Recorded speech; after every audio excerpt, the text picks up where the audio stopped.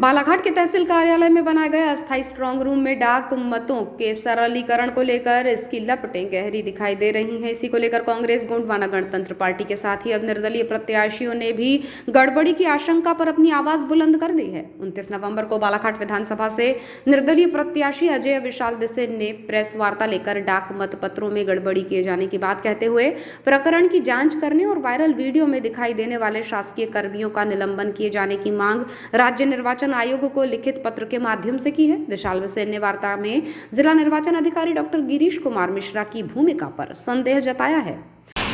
या उनके अभिकर्ता उनको जानकारी जानी चाहिए, चाहे वो बैयर, लांजी, परसवाड़ा, कटकी, वारासुनी, बालाघाट जहाँ भी है, पर कहीं भी किसी को जानकारी नहीं दी गई। यहाँ जानबूझकर छिपाया गया।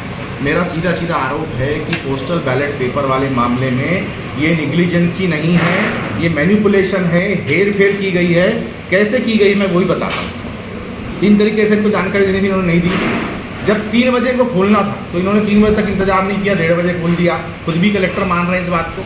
1.5 घंटे का समय जो है मैनिपुलेशन करने के लिए काफ़ी होता है। मुझे तो इस बात का शक है कि शायद 1:30 बजे से पहले, जो मेरे को आशंका जताई जा रही है, जो मेरे को पुरानी कई बार विधानसभा चुनाव में से हो चुका है, उस पर आधार बोल रहा हूँ कि 1:30 बजे के पहले ही पोस्टल बैलेट पेपर में अदला बदली की जा चुकी थी।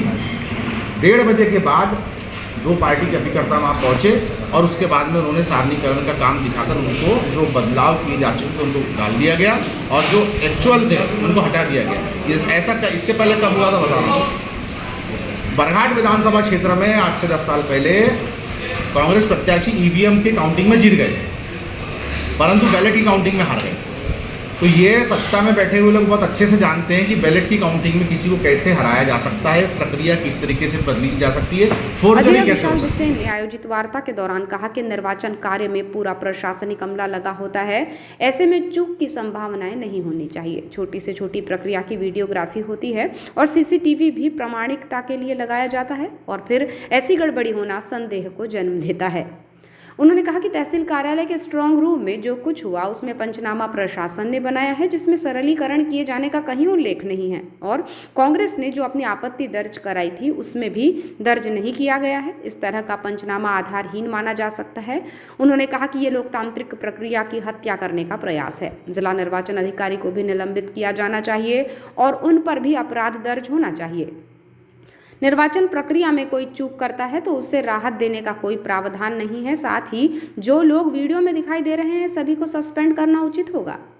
निर्दलीय प्रत्याशी विशाल बिसेन ने कहा कि चुनाव में मुकाबला काफी कड़ा है, कम मतों के अंतर से ही हार और जीत होगी। ऐसे में बैलेट पेपर ही बड़ा आधार है कि गड़बड़ी कर कुछ भी हेरफेर कर दिया जाए। उन्होंने बताया कि मैं प्रत्याशी हूं, मुझे भी प्रशासन ने डाक मत पत्रों के सरलीकरण के लिए सूचित करना चाहिए था, लेकिन नहीं किया गया, कोई जानकारी भी नहीं दी गई। उन्होंने बताया कि एक प्रत्याशी ने 100 ईवीएम में बदलाव की बात कही है, जिसका रिकॉर्ड भी प्रशासन ने किसी को नहीं दिया है। दूसरी ओर स्ट्रांग रूम में बिजली बंद हो जाती है, ये चूक नहीं होनी चाहिए। ऐसा लगता है कि ये सब कुछ जानबूझकर किया जा रहा है। इन सभी मामलों की जांच होनी चाहिए। हमारा ये मानना है कि जितने भी कर्मचारी उस वीडियो में दिख रहे हैं उतने सभी कर्मचारी, दूसरा निर्वाचन प्रक्रिया में जो अधिकारी यहाँ पर संलिप्त थे उसमें जिला निर्वाचन अधिकारी भी शामिल, उन सबके खिलाफ तत्काल अपराध पंजीबद्ध किया जाना चाहिए। जो धाराएँ भारतीय निर्वाचन आयोग के नियमों के उल्लंघन में आती हैं उन धाराओं को लेकर जो है अपराध पंजीबद्ध किया जाना चाहिए।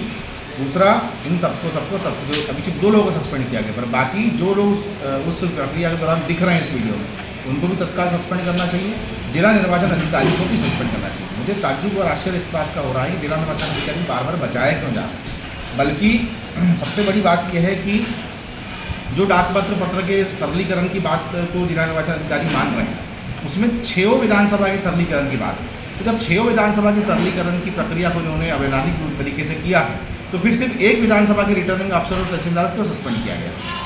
या तो अब 6 रिटर्निंग अफसर को सस्पेंड करें या जिला निर्वाचन अधिकारी को सस्पेंड करें और साथ ही इनके खिलाफ अपराध पंजीबद्ध होना चाहिए कि जो उन्होंने किया वो। विशाल ने बताया कि कलेक्टर का बयान आया तो मैंने इस पर जानकारी लेनी चाहिए, लेकिन कलेक्टर ने कोई जवाब नहीं दिया और जवाब भाजपा कार्यकर्ता दे रहे हैं। तो मैं कहता हूं कि अगर राज्य निर्वाचन आयोग कलेक्टर से कोई सूचना मांगे तो भाजपा कार्यकर्ताओं से ही उन्हें सफाई दिलवानी चाहिए। इस तरह भाजपा कार्यकर्ता कलेक्टर का बचाव कर रहे हैं।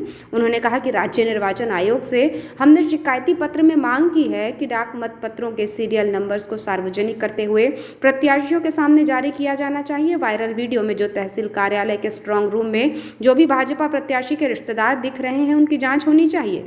सभी के सीडीआर कॉल रिकॉर्डिंग की जांच कर दोषी पाए जाने पर अपराध दर्ज किया जाना चाहिए। साथ ही निर्दलीय प्रत्याशी ने कहा कि जब तक मामले का निराकरण नहीं हो जाता बालाघाट विधानसभा की मतगणना पर रोक लगनी चाहिए।